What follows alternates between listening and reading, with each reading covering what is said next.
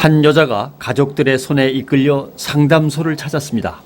그러면 성경대로 이루어진 나라가 뭐예요? 신천지요. 완벽한 말씀인데 아니 그러니까 완벽한 그 말씀이 잘못됐을 경우 만약이란 게 없어요. 진짜인데 어떡해요 거기가. 저기 미혹도 그렇게 되는 거야. 미혹을 당신들이 하고 있잖아요. 나 미혹할 마음 없어. 엄마 어떻게 깨달았으면 좋겠어. 그러니까 깨달으려고 여기 지금 하고 있잖아. 진리를 찾으려고. 진리가 여기 있는데 여기가 지옥이라고. 지옥이가 아니면서 뭘 누구한테 지옥이 정리하고 있어. 이렇게 그릇된 믿음은 사람의 눈과 귀를 멀게 합니다. 진짜 정신병자같이 설치됐으니까요. 우리가 확인한 이후로는 전부 다 거짓말이었으니까요. 예수가 아니라는 게 아니잖아. 지금 본인이 구원자라고 얘기하잖아. 저는 신천지가 좋아요. 말씀을 믿는다면 신천지가 말씀대로 이루어졌으니까 신천지가 좋은 거지. 내가 속은 거야. 성경에는 지금 설명이 아, 속는 상관없어. 난 거기 가고. 희정일관 막무가내인 그녀는 지금 신천지에 빠져 있습니다. 근본적으로 이만희가 어떤 인간인가? 신천지의 뿌리가 뭔가? 한 달도 안 돼서 이것들을 다 조사하면서 내린 결론이 이 종교 사기구나. 종교 사기. 언제부턴가 그들은 우리 가까이에 있습니다. 한국교회에 깊숙이 침투해 착한 이웃의 가면을 쓰고 신실한 성도들의 믿음을 훔치는 그들. 이제 신천지의 진짜 모습을 밝혀야만 합니다.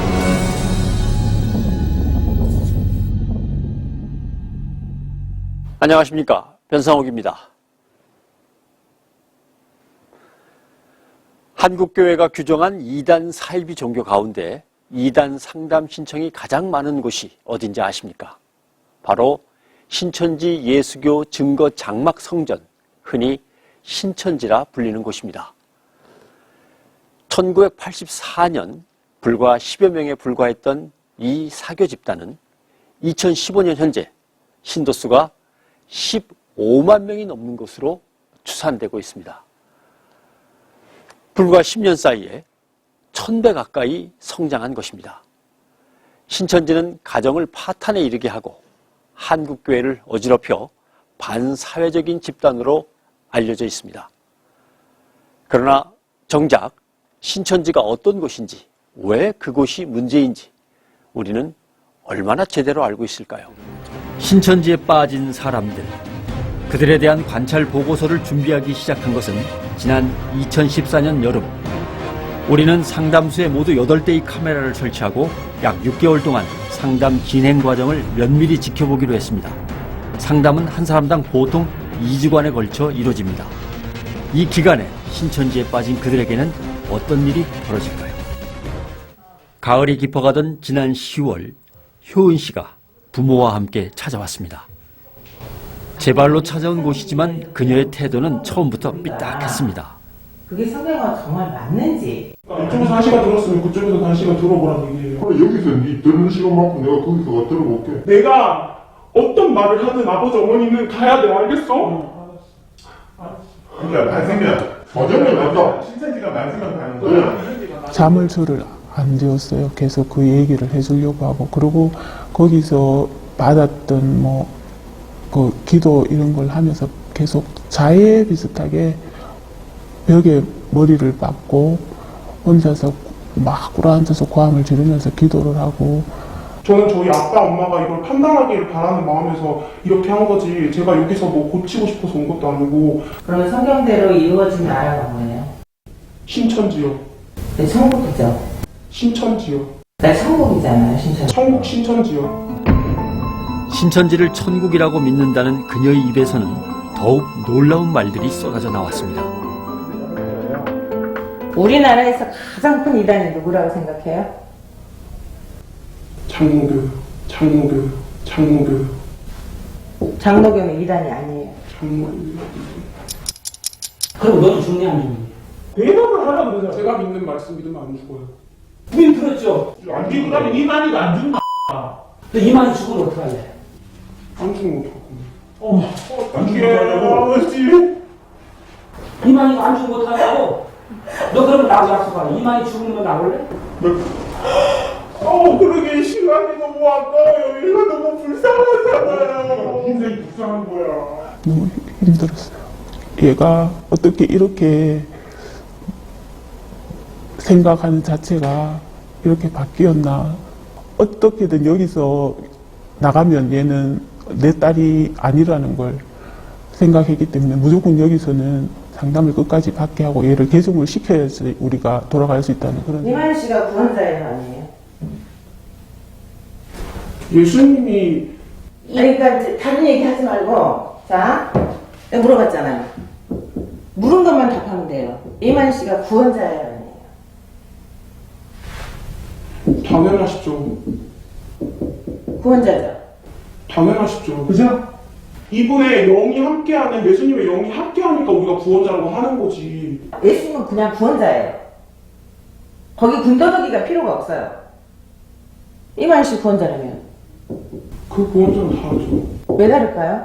왜냐하면 계시록 10장에서 자, 그래, 맞아요. 께서 그 책을 받아드셨고 그리고 배도와 멸망 사건을 다 보셨잖아요. 자, 그러니까 효은 씨가 구원자로 믿는다는 이만희. 그는 1984년 3월에 신천지를 만들었습니다. 이만희에 대한 신천지 내부의 충성심은 하늘을 찌릅니다. 신과 새 언약을 맺고 영생의 약속을 맺은 자, 성경에서 말하는 이긴 자가 바로 이만희라는 것입니다. 결국 자신을 믿지 않으면 심판을 받고 영생하지 못할 거라는 그의 논리는 이만희가 재림 예수 행세를 하며 사람들을 속인다는 반증이기도 합니다. 또 한국교회가 신천지를 사이비 집단으로 보는 이유입니다. 결론적으로 말씀드리면 육이 안 죽는다는 거잖아요. 신천지만 믿으면. 그러니까 죽음에 대한 절박감이 있는 사람들은 이제 아주 좋아하는 거죠. 그것도 이제 성경적으로 하나하나 이렇게 가르쳐가면서 아, 이 사람 믿으면 진짜 안 죽는다. 영생한다. 실제로 제가 만난 그 사람들은 대부분 그 육체적 영생을 믿고 있더라고요. 우리에게 부여된 12지파 14만 4천 가지 만드는 거 맞죠? 하나님이 이 한 나라 세우기 위해서 역사하셨죠? 그리고 12지파 영에다가 새 언약으로 약속한 예수의 피와 살을 묵는 새 노래라는 것을 여러분들 믿으시기 바랍니다. 이만희와 함께 자신들도 영과 육이 죽지 않는다 믿는 신천지. 근데 성경에는 영이나 말이나 편지로 함께 한다는 것을 믿지 말래. 믿지 말래. 그러니까 그 이만희 씨는 지금 영으로 함께 한다며. 그러니까 이만희 씨가 내가 예수다 이 얘기를 안 했다 그래서 그 사람이 가르치는 논리가 예수가 아니라는 게 아니잖아. 지금 본인이 구원자라고 얘기하잖아. 저는 신천지가 좋아요. 상담하는 내내 딴 생각 중인 그녀. 사실 신천지에서는 이단 상담소에서의 대처법을 가르친다고 합니다. 여기 오면 감금하고 폭행하고 그렇게 해서 약을 먹여가지고 사람을 이렇게 싹 돌게 해서 개종을 시킨다. 뭐 이런 식의 교육을 많이 시키고 있어요. 근데 그래서 어떤 사람 같은 경우는 여기 와서 물도 먹지 않아요. 혹시 약 탔지 않아 해가지고 물도 먹지 않고. 그냥 거기 말씀이 좋아요. 지옥 간다니까? 지옥 가도 상관없어요. 근데 너는 지옥도 안 믿는 거야. 지옥이 어떤 곳인지 혹시 알아? 가서 그냥 거기 말씀 들으려고. 거짓말 투성이 그곳을 다시 가겠다고? 네. 어머니 아버지 버리고 그럼 어머니 아버지 뭐야 너한테? 난 행복했기 때문에 거기 갔을 테고. 난 어머니랑 아버지랑 25년 동안 사는 것보다 난 거기서 6개월 사는 게 더 행복했어. 그럼 네가 어떻게 나왔는데 임마? 쉽게 나오면 몰래? 난 다 보여서 참. 응? 뭔가 이 자식아. 네가 그런 식으로 나오면 우리 절대 못 보내줘. 하지마. 빨리 있으면 안 죽고. 이만희는 죽고 죽는지 안 죽는지 어떻게 알아? 나는 정확하게 알아. 어떻게? 사람이랄까.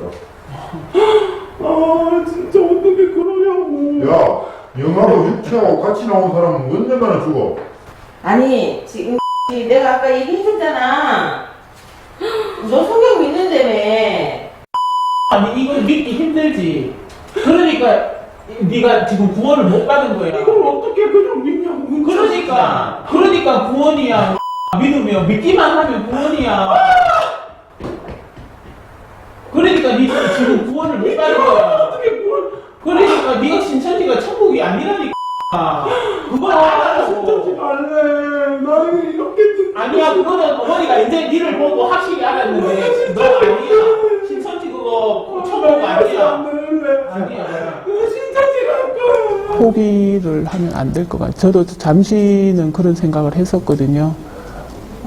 애를 위해서 그러면 보내주자 이랬는데 절대 그 생각은 위험한 생각이고, 애를 그냥 그 늪에서 제가 끌어내려면 부모가 강해져야 되겠다는 그런 생각을 했었죠. 그러면서 버텼죠. 자기는 자기 교리를 지키려고 버티고, 저는 딸을 구하려고 버티고.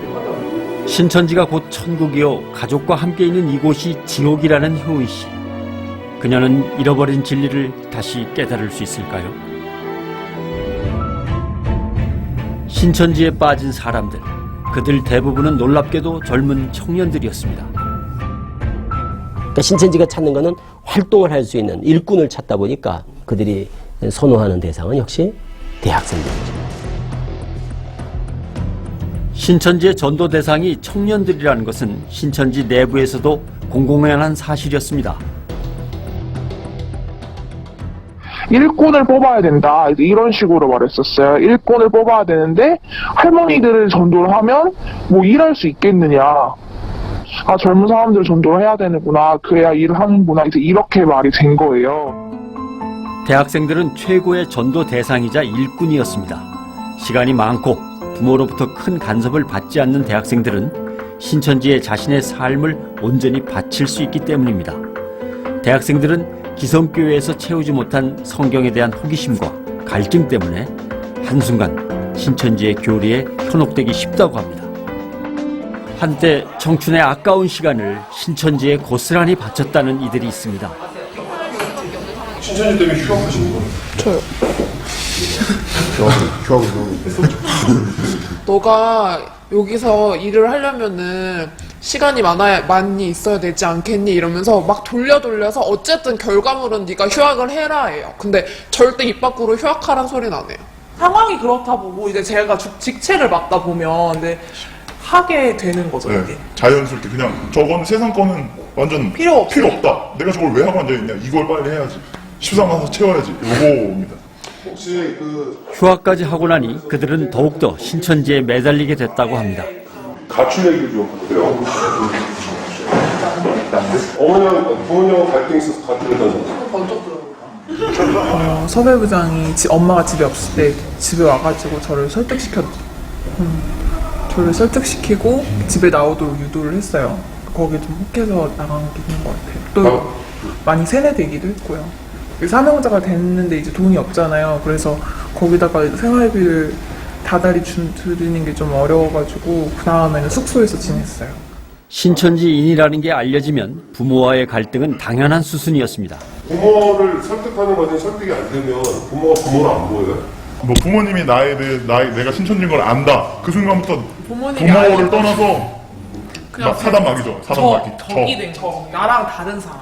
사상이 다른 줄 알아. 집에 갈 때 마음을 굳게 가지고 이 사람과 내가 싸워서 이길 수 있다는 그런 믿음을 갖고 들어가야 돼요. 그리고 성경구작 보고 들어가고. 부모인데도 그래요? 네. 부모라는 걸 알면 나오겠죠? 근데 부모라는 걸 모르니까 이제 싸우겠죠. 신앙이 먼저냐 부모가 먼저냐죠. 폭염으로 전국이 더위에 시달리던 지난 여름, 가족들과 함께 상담소에 들어온 이가 있었습니다. 일단 강의를 들어보자는 거야. 도대체 뭐가 틀렸다고 하는지 들어보자. 나도 같이 들을 거야. 여기 옆에 앉아 있을 거야. 열심히 하세요. 응? 열심히 하세요. 안 하잖아요. 안 하면 하고 보면 올라온 거야. 나로는 아주 태어나서 야, 넌 앞에 야, 머리채 너한테 잡혀보는 척이다. 야. 내 머리채도 얘한테 잡혔잖아. 지금 데리고 오면서. 집에서 나올 때. 근데 예전에 그랬어요. 강제로는 어머니가 저도 살려고 잡은 거죠. 얘가요, 엄마를. 아니, 그건 이해가 가. 저는 어떻게 강제로 끌려왔어요, 근데 얘가. 말이 안 되지. 집에서 한다고 해도, 어떻게 부모인데. 아니, 근데. 어떻게 딸을 강제로 버려요? 납치지. 자신은 납치를 당했다는 딸. 상담을 권유한 후 부모에게 그녀는 시퍼렇게 날선 말을 이어갑니다.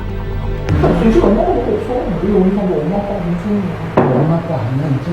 그럼 너 혼자 살 거야? 우리가 신천지이든 안 되지 간에 우리 가족이잖아. 그 변함이 없어. 그걸 제가 부인하지 마.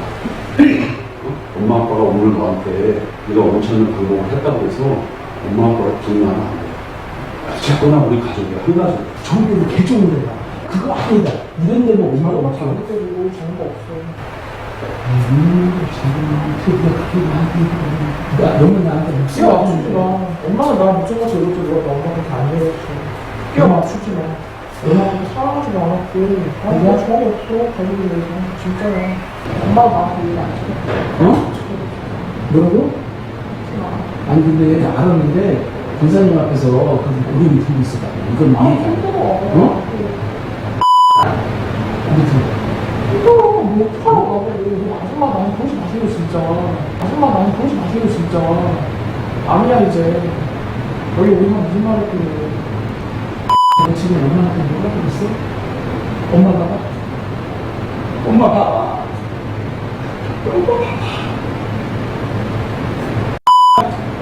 엄마 눈 좀 마주쳐봐. 엄마 눈 좀 마주쳐보라고. 너 아줌마라 그랬어? 어? 이거 들어주는 게 뭐가 그렇게 힘들다고? 눈물로 호소하지만 눈앞의 딸은 이미 예전의 그 딸이 아닙니다. 하나님은 진짜 설계한 게 천국을 설계하셨고 가정을 설계하셨고 교회를 설계하셨어. 그만큼 가정이 중요하단 말이야.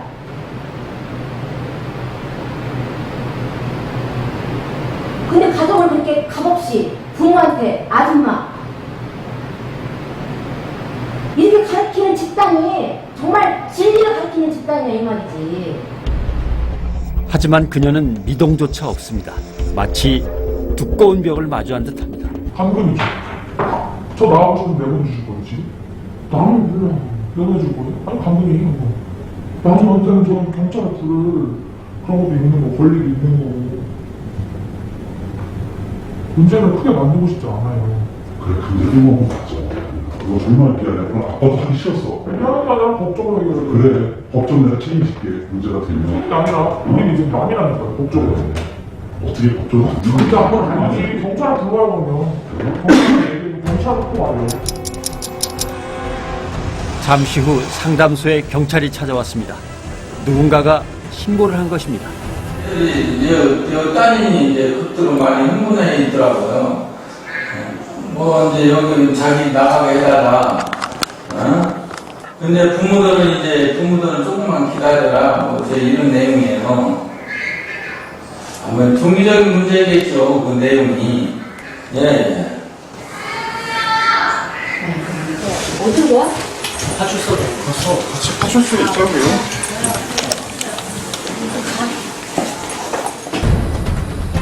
결국 상담은 중단됐고 강제로 데려왔다는 딸의 주장이 받아들여져 경찰 조사로까지 이어졌습니다. 저희들이 감금 혐의로 네네. 공동감금, 폭력행위 등급은 공동감금이라고 제명이 있어요. 네. 그래가지고 다 지금 입건해가지고 지금 조사 중에 있습니다. 그 길로 딸과 부모는 서로 다른 길을 향해 떠났습니다. 착하고 유순했던 아들, 딸이 어느 날 갑자기 부모를 마귀라 부르고 아예 집을 나가버립니다. 게다가 학교 또는 직장까지 그만둔다면, 그리고 이 모든 것이 바로 신천지 때문이라면 여러분 어떻게 하시겠습니까? 신천지 피해자 가족 모임의 어머니들, 절망의 그 아픔은 겪어보지 않고서는 모른다고 입을 모읍니다. 온 가족이 여기서 만나서 이렇게 아빠랑 다 계획을 세워놨었는데 여기로 데리고 오기로 되어 있었는데 아침에 일어나 보니까 편지를 써놓고 가출을 했더라고요. 작년 4월 13일 날 바람도 많이 불고 굉장히 추웠어요. 근데 오리털 잠바를 입고 뛰쳐나간 거죠. 얘는 다 그 신천지인들하고 접촉을 해서 짐을 싸가지고 나갔죠. 집에 들어오지 않고 18개월째 지금 가출 중에 있는데, 와, 얘가 정말 우리 딸이 맞나 싶을 정도로 애가 우리한테 저항을 하고, 또 그쪽에서는 저희가 애를 데리고 가려고 하니까 폭력이라고 하면서 또 경찰에 신고하겠다고 하고. 금이야 오기야 키웠던 자식들이 신천지에 빠지자마자 180도로 달라졌습니다. 거짓말은 보통이고 가출과 휴학까지 하면서 신천지에 자기의 아까운 인생을 다 바쳤습니다. 부모는 안중에도 없었습니다. 그 착하고 착했던 애가 부모님이라는 거는 없었어요. 그 수면제를 타다 놓은 게 있었는데 그것까지도 제가 먹었어요. 제가 새알을 먹었는데 깨어나 보니까 응급실인데 응급실에다 실어다 놓고 는 또 신천지를 가더라고요. 지금도 물론 아이가 나가서 다시 두 번째 가출을 한 상태에서 연락도 전혀 안 하고 있는 상태지만 제가 가장 힘든 거는 이제까지 22년을 키워온 내 아이의 모습이 전혀 내 아이의 모습이 아니라는 거죠. 정말 냉정하게 아이가 받아들이더라고요. 정말 눈물 날 정도로 우리 아이를 내가 이렇게 키웠나 하고 정말 저도. 심지어는 자살 편지라는 것을 쓰고 나가버린 자식도 있었습니다. 자기가 유기주고 여기 살아 부모 재산밖에 안 돼. 시위하는 거는 성령의방죄라고 재산을 못 받는데요. 그래가지고 부모의 그 재산 받게 하는 건 자기가 주는 거밖에 없대요. 걔가 6시쯤에 집에 들어와서 자기 방에서 막 열심히 쓰더니 결국 자살 편지를 쓰고 나간 거예요. 아빠, 나, 동생들 다 해가지고 4장을 총 쓰고 나간 거예요. 신천지에 다닌다는 것을 들킨 직후 딸이 쓴 자살 편지. 배신감보다 더 큰 슬픔은 내 아이가 잘못된 길로 가는 것입니다.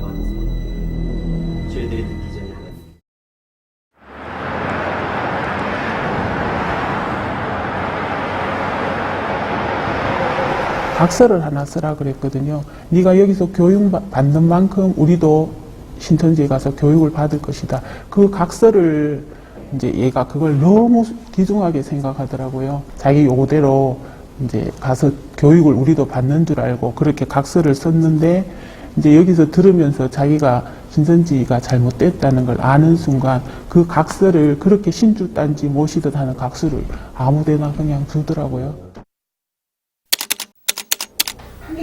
마침내 그녀가 달라졌습니다. 거기 신앙으로 그렇게 생각하고 살았어요. 그렇지. 그랬어. 그게 지금 잘못됐다는 걸 알았잖아. 그치? 그럼 잘못된 곳이 있으면 안 가야지. 안 갈 거라고요. 그래, 알았어. 고마워. 고마워. 하나님은 내 거다 그러는데 어쩔 것이오, 우리가. 응? 잘해보자고. 진짜 어머니가 내한테 좋은 모습 못 보였어. 어? 그래도 하나님 사랑해서 여기까지 왔지 않았니까. 응? 내 얘기 좀 해봐.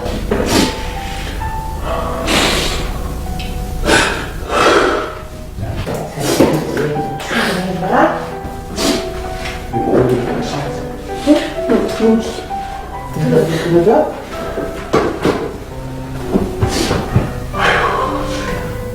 차갑게 얼어붙었던 그녀의 마음에도 봄이 찾아온 걸까요?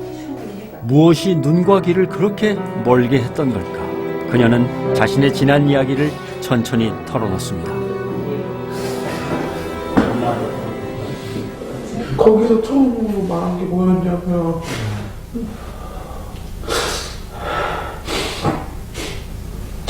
네 마음의 성적을 잘 지을 거였거든요. 근데 그 전에 친구 따라서 내 학교 친구 따라서 교회 갔는데 거기서는 그냥 그런 말 해주지 않고 그런 것도 해주지 않고 목사님 있어도 그냥 그런 마음이 안 들었는데 거기서 네 속사람을 생각해라 그렇게 생각하는 거에 그렇게 얘기하는 거에 이제 마음이 열렸어요. 근데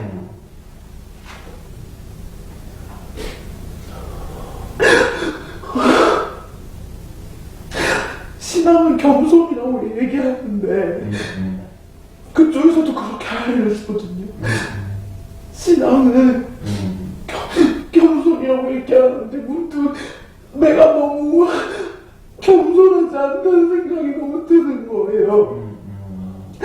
근데 그쪽에서 가르친 게 영이 다르기 때문에 아무것도 듣지 말라고 얘기하는데 심지어 듣지 말라고 하는 사람들이 신앙을 겸손이라고 얘기하니까 거기서 저는 40개 깨졌거든요. 다른 거 다 안 들렸어요.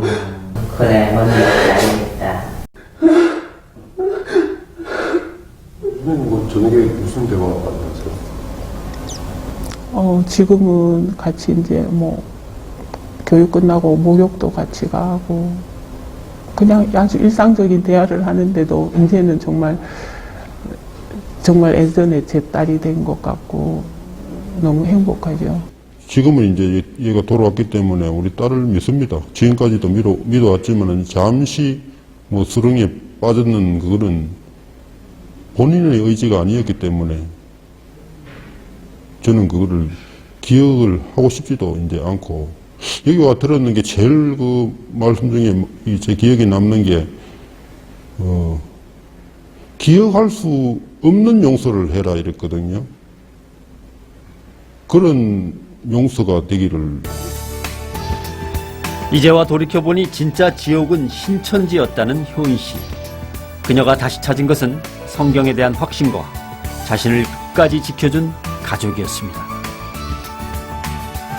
아직까지는 이제 사회에 적응하지는 하기까지는 시간이 걸리겠지만 그것도 뭐 시간이 지나면 다 해결해 줄 것이라고 생각을 하고, 일단은 저희 가족이 회복될 수 있게 해주시는 데 너무 감사하고, 그리고 제가 하나님을 믿고 정말로 내가 이제 사람을 의지하지 않고 하나님을 의지하면 하나님이 알아서 해주신다는 거를 제 마음 안에 심어주셔서 그게 너무 감사할 뿐이고, 그냥 그래요.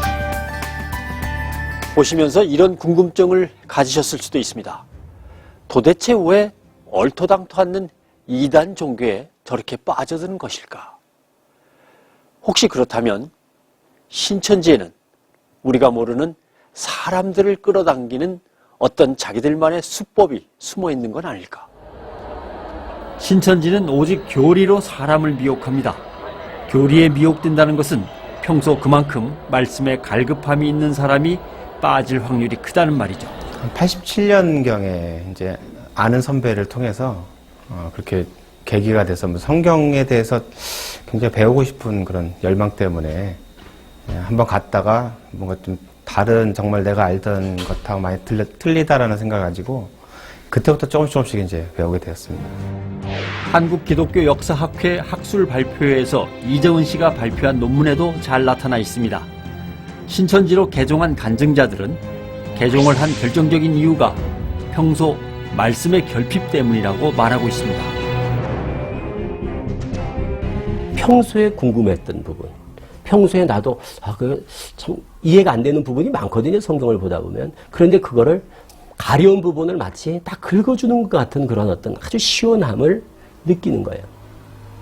그게 성경적으로 틀린, 성경에 대한 어떤 접근 자체가 잘못된 그런 방향과 그런 시각인데도 불구하고 때문에 신천지의 전도 타깃이 되는 대상도 초신자보다는 신앙생활을 해온 교인들입니다. 일명 추수꾼이라 불리는 신천지인들이 최근 기성교회에 침투해 그런 교인들을 빼가고 교회 전체를 흔들어 붕괴시키는 문제가 발생하고 있습니다.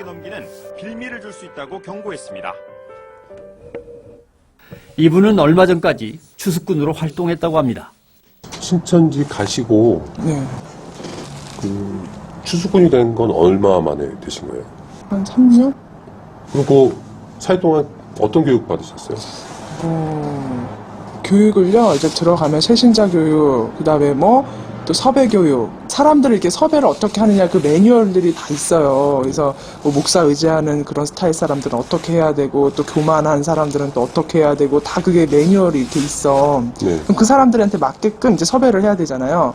그런 것들. 그래서 애니어그램으로 접근을 하든지, 그림, 도형, 여러 가지가 있어요. 그렇게 어떻게 섭외를 해야 되는지에 대해서 교육을 시켜주는 거야. 추수꾼의 접근 방식은 아주 치밀합니다. 무턱대고 전도를 하는 것이 아니라 우선 성격이나 가정 환경에 대한 철저한 조사가 이루어진 뒤에 개개인에 맞는 접근 방식을 적용하는 겁니다. 교회 앞에 안 들어가도 괜찮아요. 교회 가는 그 시간, 때에 그 교회 꼭 앞이 아니고 약간 골목 떨어지면 항상 그 길로 다 들어가죠? 거기들이 그 길밖에 없으니까 거기 가서 보고 있다가 인상이 좋고 저 사람이 참 괜찮다 하면은 가서 이제 제가요 지금 교회를 알아보는 중이다. 막 너무 급하게 가자마자 막 먹으려고 하면 안 돼요. 오로지 전도죠. 그 전도가 이제 실적률이 낮잖아. 그 팀에서 팀장이. 그러면은 많이 쪼이죠. 그러니까는 막 성도들도 열심히 그러니까는 찾기가 몇 명이 들어와야 되고, 일주일에 찾기가 3명은 들어와야 되고, 그 다음에 좀 성장해서 복방이 또 1명은 돼야 되고, 그래야 센터를 가니까. 그래서 계속 그거예요. 그거밖에 없어. 추수꾼이 되어서까지 전도를 하는 이유는 뭘까요? 그것은 신천지의 교리 때문입니다. 본인이 구원받고 생명책에 올라가려면 2명 이상은 전도해야 된다는 교리 때문입니다. 동네에 이제 아는 사람이 이렇게 있다던가 하면 그 라인을 타고서 내가 신앙이 지금 하고 싶은데 돌아다니고 있다 찾고 있다 하면 이제 동네에서 이제 그 교회 다니는 사람이 있으면 우리 교회 와요 이렇게 될 거 아니에요. 그럼 그 사람을 물고 들어가면 그러면 의심이 없잖아요. 일단 교회에 등록을 한 후 포섭 활동을 시작합니다. 가서 이제 사람들하고 사귀는 거예요. 이렇게 사귀다 보면은 교회에서도 채신자들이나 또 이렇게 좀 이렇게 구원의 확신이나 이런 것도 없고 또 불만 세력들이 있어요. 교회에. 이건 좀 너무 심해.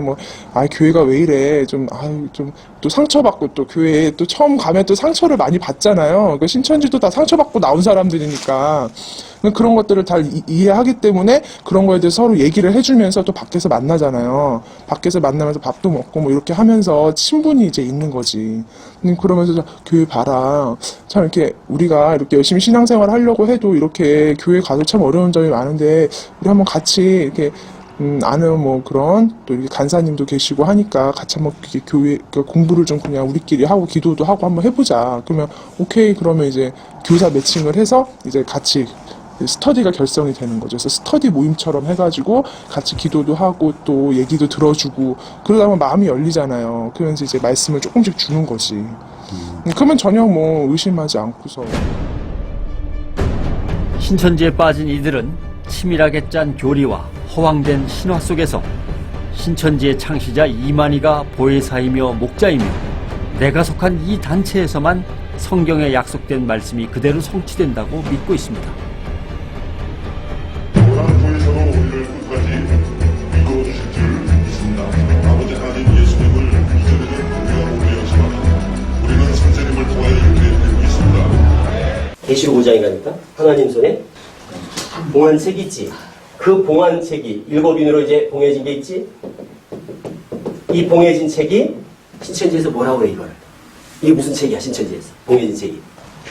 계시록이라고 그러잖아. 그래서 강사님도 그래 가르쳤고 집사님도 그래 알고 있어. 계시록이 아니야. 계시록일 리가 없어. 잘 봐. 계시록일 리가 없는 게 자, 너 보는 것을 책에 써서 아시아에 있는 7교회에다 보내 그랬지? 그렇게 쓴 게 뭐라고? 계속 본 거를 적은 게 뭐라고? 요한 계시록이야. 1장부터 시작해가지고 22장까지를 보니 하면서 보고 어떻게 하는 거야? 다 본대로. 기록을 한 게 뭐라고? 요한 계시록이야. 그런데 지금 4장을 봤어. 하늘에 갔더니 이게 책이 있어. 근데 어떻게 그게 계시록이야? 지금 계시록을 어떻게 하고 있어? 계시록을 어떻게 하고 있어 지금? 응? 쓰고 있는데 4장에 가니까 여기 계시록이 있어. 그거 누가 적은 거야? 이게 누가 쓴 계시록이야? 이게 어떻게 계시록이 돼? 무슨 말인지 이해가 안 돼? 이 책이 뭐예요? 이 책이 뭔지를 알려면 제일 잘 알려면 어떻게 하면 되겠어? 그 책이 무슨 책인지를 알려면 어떻게 하면 되겠어? 열어보면 될 거 아니야. 열면 될 거. 그게 여러 개 몇 장이야? 6장이잖아. 9장부터 나온 내용이 그 책의 내용이라고. 그렇지. 뭐라고 되어 있어 6장에?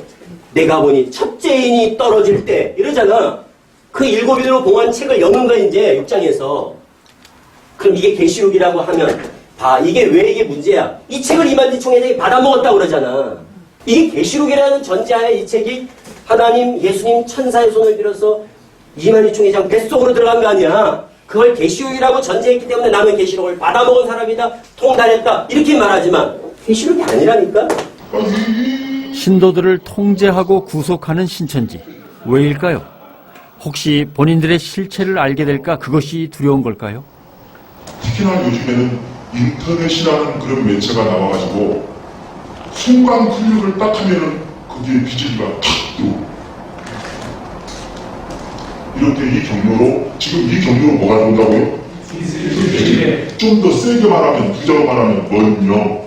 악령이 들고, 악령을 좀 더 무섭게 말하면 무슨 신? 그렇죠. 호기심에 인터넷 들어가서 보고 싶어도 지금은 참아야 돼요. 왜냐? 새싹이기 때문에 참아야 돼요. 새싹이기 때문에. 여러분은 면역력이 별로 없어요. 좀 더 계셔서 여기서 면역성을 더 키워야지만이 많은 것을 다 흡수할 수 있는 영향력을 얻게 됩니다. 신천지의 금기사항 중에는 인터넷 외에도 CBS 기독교 방송도 포함되어 있습니다. 신이 방송도 있지 않습니까? 신이 똑같은 게 있죠. 그런 데가 왜 제가 이렇게 쓰냐고 그러면요. 혹시라도 또 미안해서 또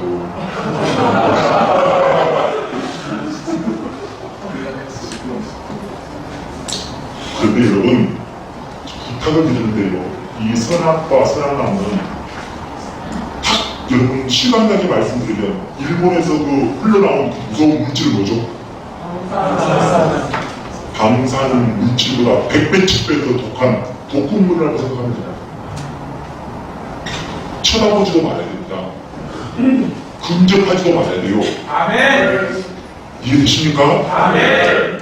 그 사람들은 자기들은 우리가 막 거기 문제가 있다, 이단이다, 사회비 집단이다, 큰일 난다 이렇게 얘기를 해도 본인들은 첫째 본인들이 말씀 배워보니까 너무 좋고 그리고 진리라고 그게 확신되어지고 그리고 그러니까 행복감을 느끼는 거죠.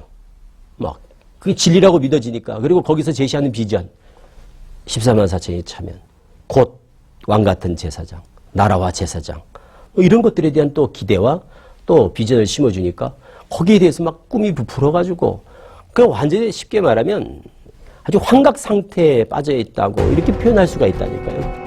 신천지에 빠지면 개인도 가정도 교회도 너무나 큰 어려움을 겪는다는 걸 우리는 앞서 충분히 확인했습니다. 빠지고 나면 나오는 것이 너무도 어렵기 때문에 미연에 방지하는 것이 최선이라고 전문가들은 말합니다. 그렇다면 지금 한국교회는 어떤 노력을 해야 할까요?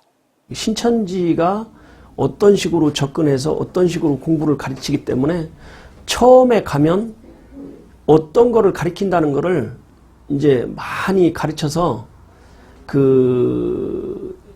아무리 재미있는 것이라 할지라도 이것은 신천지라고 생각을 하면 가지 못하게 하는 그런 새로운 뭐라 그럴까요?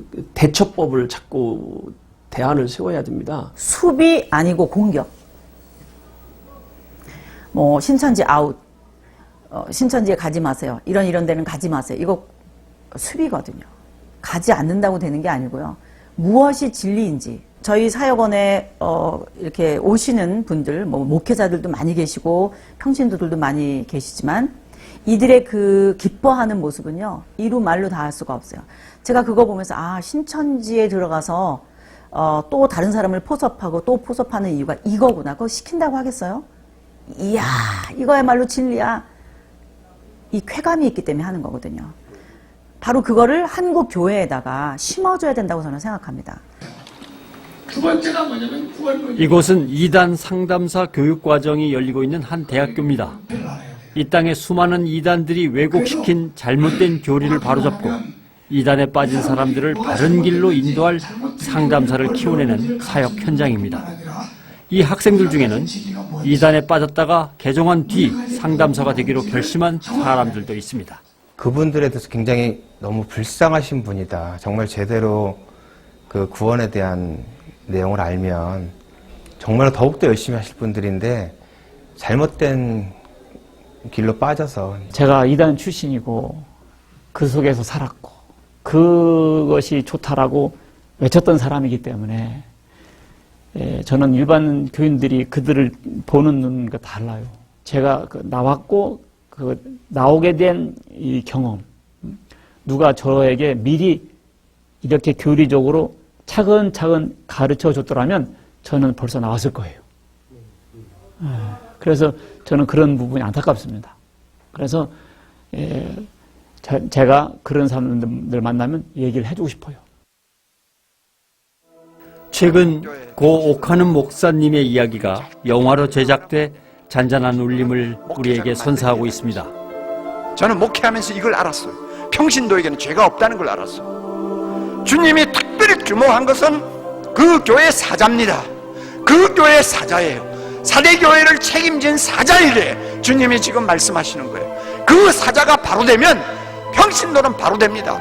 그 사자가 잘못되면 평신도가 잘못되는 거예요. 또한 한 영혼을 살리는 것, 이것을 늘 강조하셨습니다. 많은 경우 교회를 키워야 된다는 생각을 하고 교회를 성장시켜야 된다는 생각을 하지만 한 사람이 예수 믿고 예수의 제자가 될 수 있도록 키워가는 일에 있어서는 헌신하거나 투자하는 것에 굉장히 인색하다고 생각해요. 그래서 말씀을 가지고 그 영혼이 예수 닮은 영혼으로 변화될 수 있도록 사람들을 제대로만 훈련시킬 수만 있다면 그 어떤 그 사람들의 그 유혹이나 이렇게 성경 공부한다고 끌어간다고 해서 그런데 끌려가는 일들은 없을 거라고 생각을 합니다. 그리고 옥 목사님은 말씀이 사라진 한국교회의 모습을 늘 안타까워하셨습니다. 인생을 사는 데 있어서 복을 이야기하잖아요. 좀 안타까운 것이 그 한국 교회가 지금 이제 그 윤리 도덕적인 설교를 많이 하시잖아요. 그거 필요합니다. 그렇지만 더 많이 해야 될 것은 전 이제 그 이단에 빠진 분들을 매일 만나고 매주 만나고 이러다 보니까 이제 그 구원에 대한 얘기, 구원에 대한 확신, 이런 복음적인 설교가 더 많이 필요하다고 생각합니다. 그러니까 오늘 한국 교회가 교리 교육이 무척 약하다는 거죠. 교리 교육이 많이 지금 약해져 있다는 거예요. 성도들이 또 교리에 대해서 그렇게 접할 기회가 적고, 그런데 신천지는 교리만 가지고 나온단 말이죠. 성경 한 것만 가지고, 성경 해석을 가지고만 다 계속 지금 접근하니까 성경에 대해서 무지한 거예요, 성도들이. 이단? 이거 공부 안 해도 됩니다. 이단 교리 안 가르쳐도 된다니까요. 우리 걸 가르치라는 거예요. 그래서 정답을 가르칠 필요가 있다. 바른 복음을 제대로 가르치고 바른 예수를 제대로 가르쳐 놓으면 다른 예수, 다른 복음을 쉽게 분별할 수 있다라는 얘기입니다. 제가 지론은 그겁니다. 많은 목회자들이 지금 한 목소리를 내고 있습니다. 우리는 다시 그리스도의 복음으로 돌아가야 한다고. 한국교회를 말씀으로 바로 세워야 이단이 파고들 틈이 없다고 말입니다. 성경 공부를 정말 사람을 살리는 성경 공부, 예수 그리스도의 십자가와 부활이 정확하게 설명되고 그게 사람들의 삶에 그대로 영향을 주고 그게 가정의 변화를 가져오고 직장의 변화를 가져오고 이런 성경이 의도하는 그런 변혁 운동이 성경 공부를 통해서 일어나는, 우리의 이런 노력들이 밑거름이 되어 이단을 물리치고 한국교회가 건강함을 회복해 새로운 부흥의 시대를 맞기를 간절히 바랍니다. 언제나 진리는 시간이 걸리지만 이겨요. 예, 이기게 돼 있어요. 그렇기 때문에 한국교회 자체가 정리가 되고 난 다음에 말씀이 살아나기 시작하면은 반드시 이렇게 다시 제2의 중흥기가 올 것을 저는 믿어요. 세상은 있죠. 아무리 더디지만 하나님의 뜻이 천천히라도 실현되어가는 과정임을 절대로 잊지 마세요.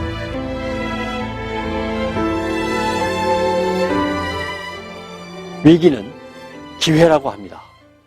지금 한국교회가 할 일은 말씀의 회복입니다. 그래야 그 수많은 이단들의 유혹에 빠지지 않고 나아가 한국교회를 지킬 수 있습니다. 여러분 함께해 주십시오. 여러분을 믿습니다. 감사합니다.